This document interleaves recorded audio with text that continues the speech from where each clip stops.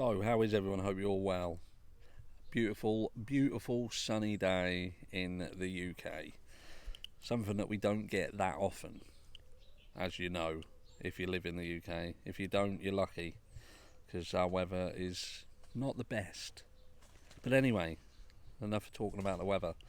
So, someone emailed me, and it's something that I had spoken about before, and it was about whether there was a possibility that summer could have been hidden. And I believe right at the beginning of all this was something that I'd thought of quite a lot. Now, for those of you who are not aware of a certain case, there is a case of a girl called Paisley Schultes. Now, Paisley, her parents had lost custody of her. And on the very day that she was due to be handed over to her new legal guardians, she vanished. She was 4 years old when she vanished. And it took 2 years to find her. 2 years. And she ended up being found at her grandfather's residence. Now, they had built basically a makeshift cupboard inside the stairs that went down to the basement. And it was actually only by chance that they found her. You know, they'd turned up and they'd shone a light through the gaps in the stairs. They'd realised something didn't look quite right. And so they ended up finding her.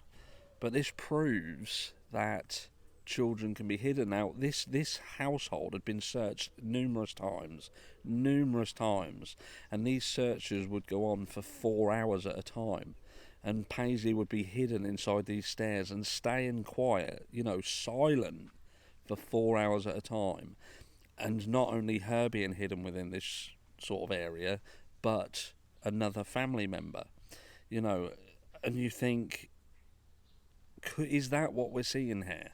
If you're looking at the fact that so many people are so brazen around here to be getting involved on social media, they're jumping on the social media bandwagon, they're making money off it, and you have to sort of ask yourself, if this was more macabre, if something would have happened to someone that posed such a risk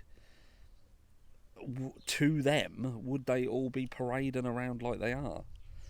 It's a hard one. It's a difficult one, because I just think they would have to be some degree of smart to get away with what they've got away with for this long. We spoke yesterday about the fact that they're running off a script, and someone had to write that script, and a few people were saying, I think Candace done it. But could you imagine if it was Candace writing a script and coordinating everybody, and having not only the skills to coordinate that and make this up and say this is how things are going to go down, but having the authority to get people to follow it? And you have to then think, if you're going down that route, then what have these other people got? What's their skin in the game? Do you know what I mean? Like, people don't get involved in things like this unless they themselves have skin in the game. And that, in a situation like this, is either because they see it as a money-making opportunity, so they're just jumping on the bandwagon to make the money, which is terrible, or there's some way, shape or form that brings them into the equation earlier. Now, some people, we'd been talking about something in the comments a while back, and there was a comment about how it takes a village to raise a child. And does it take a village or a holler to hide one? Was this a complete money-making scheme from the start? You look at things, little clues like Dawn, straight from the start, abduction, to cause misdirection, to take people away from ground zero. She's been taken, she is not here, she's been taken. And they even ruled out the fact that other things could have been a contributory factor, because they said that the time frame was so short and that there was other people in the house at the time, the boys, Grandis being there, Candace being there. So you immediately see people trying to search other properties. We also know that some of them properties were not allowed to be searched. Some people would not let their properties be searched to a degree. And we look back at Paisley Schultes. Now, again, they had searched their properties. Some of them searches, they had restricted access, but other searches, they were allowed to do whatever they want. You then look at the fact that Don has tried to paint another picture, a more severe picture, the one where Summer is hurt, she's been killed.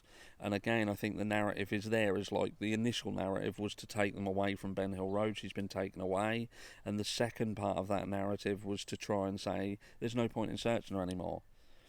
There's no point in searching. She's been hurt. The statistics show this is over. And then the third and final piece of the puzzle is, look, I'm a parent, and even I can at this stage say that I accept it, as if to think that that would somehow leverage how everybody else thought. You know, would that be enough to be like, well, the mum and dad don't mind, so we don't need to concentrate here anymore. She was taken, something's happened to her, and the parents are fine with it. You know, they've accepted it. And that, to me, stinks. That's the bit that isn't right. This clear narrative of, like I say, move away from the house, search away, and then that she's been hurt, she's been killed, and that final, we've accepted it, move on. Let me know what you think. Could we be seeing a repeat of the Paisley Sholto situation? Again, remember, we've questioned about the CPS and how brazen it would be for something to happen the day before they're due to arrive. But lo and behold, Paisley Sholto, that was the actual day. Gone. For 2 years. Let me know down below what you think, and I'll catch you all in the next one.